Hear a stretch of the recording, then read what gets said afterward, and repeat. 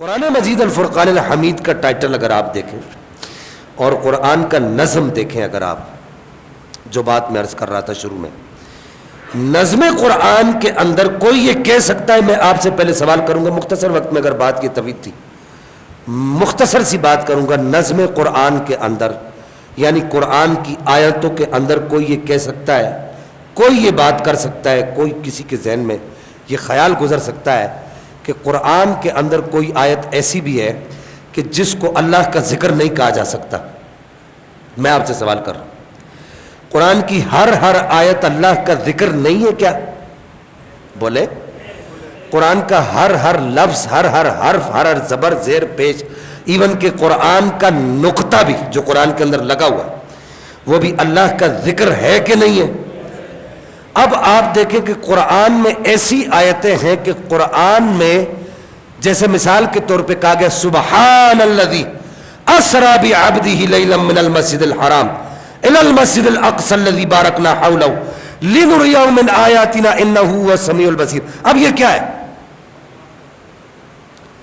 قرآن کی یہ آیت کیا ہے؟ میں آپ سے سوال کرتا ہوں، عام ان وابڑوں کو کہتے ہیں ہمارے سامنے بیٹھو تو صحیح 2 منٹ کے لیے، چاہے کسی چینل پر بیٹھو، چاہے کسی بند کمرے کے اندر بیٹھو، کسی چوک میں بیٹھو، کسی پتھاڑے میں بیٹھو، دیکھو یہ قرآن کی آیت ہے۔ قرآن کیا کہتا ہے؟ قرآن کہتا ہے کہ پاک ہے وہ ذات جس نے راتوں رات اپنے محبوب کو سیر کرائی مسجد اقصی سے، مسجد حرام سے مسجد اقصی تک، تاکہ وہ اس کو انہیں اپنی نشانیاں دکھائے۔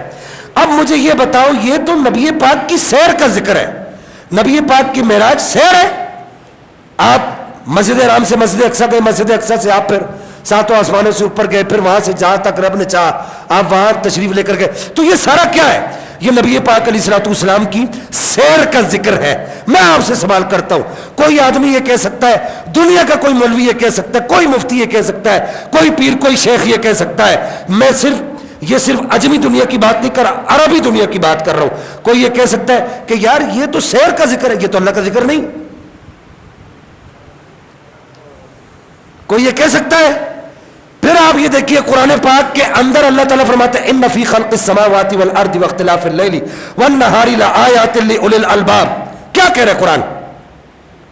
قرآن کہہ رہا ہے کہ یہ جو زمین اور آسمان بنے ان کو دیکھو، ان میں غور کرو، تفکر کرو۔ یہ سورہ نساء کی آخری آیتیں، بالکل آخر میں جو آیتیں وہ پڑھ رہا ہوں، آخری سیکنڈ لاسٹ رکوع جو ہے وہاں سے پڑھ رہا ہوں۔ قرآن کیا کہہ رہا ہے کہ اس زمین اور آسمان کے بننے میں، پہاڑوں کے بننے میں، درختوں کے بننے میں، پانی کے بننے میں، جھرنوں کے بہنے میں، آبشاروں کے بہنے میں، سورج کے آنے جانے میں، چاند کے آنے جانے میں، قرآن کہتا ہے کہ اس کو دیکھو، اس کو غور کرو۔ یا اللہ کیا ہوگا؟ اللہ تعالیٰ فرماتا ہے اس کو غور کرو گے، ان میں غور کرو گے تمہیں رب کا سراغ ملے گا، تمہیں اللہ ملے گا۔ یہ اللہ کی تخلیق ہے، اللہ کی مخلوق ہے، اس میں غور کرو گے تمہیں اللہ کا قرب پانے کا ذریعہ ملے گا۔ پھر اس کے بعد آپ قرآن پاک کی دوسری آیتوں کی طرف آ جائیں۔ قرآن پاک کیا کہتا ہے؟ الذی خلق 7 سماوات طباقا ما تری فی خلق الرحمن من تفاوت فارجع البصر هل تری من فطور۔ قرآن کہتا ہے کہ ہر طرف اپنی نگاہ دوڑا، فارجع البصر هل تری من فطور، ہر طرف اپنی نگاہ دوڑا، تجھے ہر طرف کیا نظر آتا ہے؟ یہ آسمان بغیر جو ہے پلر کے کھڑا ہوا ہے، یہ آسمانوں کے کنارے کیسے، سب اس میں غور کر۔ پھر تھوڑا سا آپ آگے آ جائیں، سورہ نبا کے اندر آ جائیے۔ الم نجعل الارض مہادا والجبال اوتادا وخلقناکم ازواجا وجعلنا اللیل لباسا وجعلنا النہار معاشا۔ اب یہ کیا ذکر ہے؟ یہ ہمارے سونے جاگنے کا ذکر ہے قرآن میں۔ وجعلنا اللیل لباسا وجعلنا النہار معاشا، یہ ہمارے سونے جاگنے کا ذکر ہے قرآن میں۔ اب میں آپ سے یہ پوچھتا ہوں، سوال کرتا ہوں کہ یار یہ پہاڑوں کا ذکر اللہ کا ذکر ہو سکتا ہے قرآن میں؟ یہ زمین کا ذکر قرآن میں، زمین کا ذکر بھی ہے، یہ زمین کا ذکر قرآن میں ہے تو یہ اللہ کا ذکر ہو سکتا ہے۔ یہ آسمان کا ذکر قرآن میں ہے تو یہ اللہ کا ذکر ہو سکتا ہے۔ یہ جھرنوں کا ذکر قرآن میں ہے تو یہ اللہ کا ذکر ہو سکتا ہے۔ یہ آبشاروں کا ذکر قرآن میں ہے تو یہ اللہ کا ذکر ہو سکتا ہے۔ یہ ذکر الہی ہے، سب اللہ کا ذکر ہے، قرآن پڑھتے جاؤ، یہ اللہ کا ذکر ہے۔ پھر اس کے بعد ہمارے سونے جاگنے کا ذکر قرآن میں ہے، وَجَعَلْنَا اللَّيْلَ لِبَاسًا وَجَعَلْنَا النَّهَارَ مَعَاشًا أَلَمْ نَجْعَلِ الْأَرْضَ مِهَادًا وَالْجِبَالَ أَوْتَادًا۔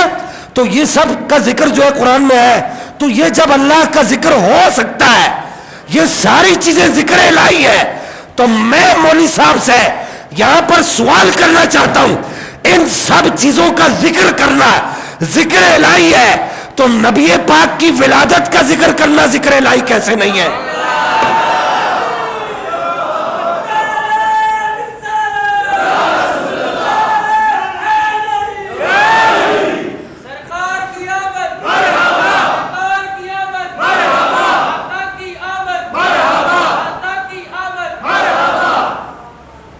مولوی صاحب میرے امام نے ایسے نہیں کہا تھا مثل فارس زلزلے ہو نجد میں، نہیں سمجھے آپ بات کو؟